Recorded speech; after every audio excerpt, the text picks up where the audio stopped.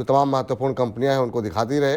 Adani group की गिरावट में आपको कहीं पर अपॉर्चुनिटी दिखाई दे रही है, खासतौर से Adani Enterprises, Adani Port, Adani Power, इन सब में जो है क्या खरीदारी फ्रेश बाइंग की सलाह कहीं पर है, या आपको लगता है कि अभी तो जो है दर्द की शुरुआत हुई है और ज़्यादा गिरावट देखने को मिल सकती है?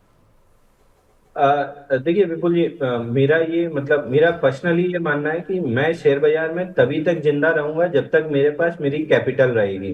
तो जहां पे आग लगी होती है ना, मैं बिल्कुल उसके 180 डिग्री उल्टी डायरेक्शन में दौड़ता हूँ। मुझे जहां भी बहुत ज्यादा न्यूज फ्लो, चाहे पॉजिटिव हो चाहे नेगेटिव हो, मैं वहां से दूर हट जाता हूँ, क्योंकि कब ये फंसा जाएंगे, कब 180 डिग्री रिवर्सल हो जाएगा पता नहीं चलता है।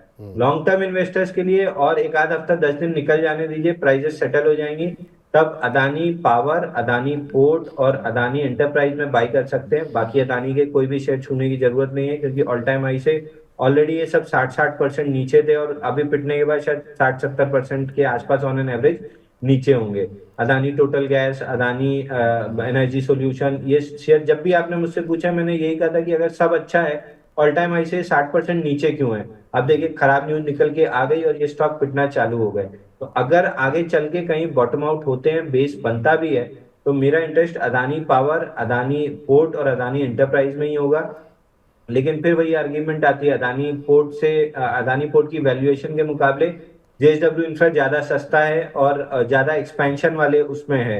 और जो ग्रुप का पैसा भी अच्छा है, ज्यादा लोन नहीं लेना पड़ रहा है, तो any day out of the two मेरी चॉइस फिर जेएसडब्ल्यू इंफ्रा हो जाती है। तो फिर दो ही शेयर बचते हैं, अदानी पावर और अदानी एंटरप्राइजेस।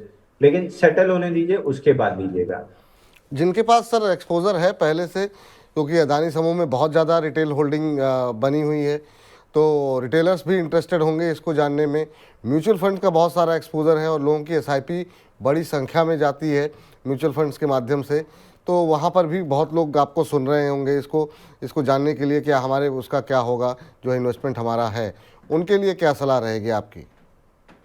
देखिए कोई भी म्यूचुअल फंड ऐसा नहीं करता है कि सिर्फ अदानी के पूरे शेयर ले लिए, वो अपने आप को डाइवर्सिफाइड रखते हैं। कोई भी स्टॉक 2-3% से ज्यादा के पोर्टफोलियो में नहीं होता है, मल्टीपल स्टॉक्स होते हैं, तो इतना डेंट म्यूचुअल फंड को तो नहीं आएगा। इंडिविजुअल इन्वेस्टर कभी भी अपनी एसेट एलोकेशन और कैपिटल उसको अलग अलग बांट के नहीं रखता है। वो जो शेयर लेता है वो फिर पूरा एक साथ, जैसे पीएसयू लिए तो सारे पीएसयू ही ले लिए, तो इस तरीके से म्यूचुअल फंड नहीं करता है। वो हर सेक्टर में डाइवर्सिफाई करके रखता है। तो अगर आपका म्यूचुअल फंड इस न्यूज की वजह से या इसकी वजह से 2-4-5%, 5% अगर आज के सेशन में गिरा है, तो मैं ये कहूंगा आप आउटराइट जाके टॉप अप मार दीजिए। थोड़ा बहुत अगर पैसा पड़ा है बैंक में, तो जाके उस म्यूचुअल फंड में टॉप अप कर दीजिए। आपको हफ्ता 10 दिन में वो रिकवर होते हुए दिखेगा, भले अदानी ना हो, वो अदानी से करके कोई तेजी वाले शेयर में चले जाएंगे, तो वहां आपका पैसा रिकवर हो जाएगा। तो वहां से एसआईपी बंद करने की जरूरत नहीं है, बढ़ा लीजिए।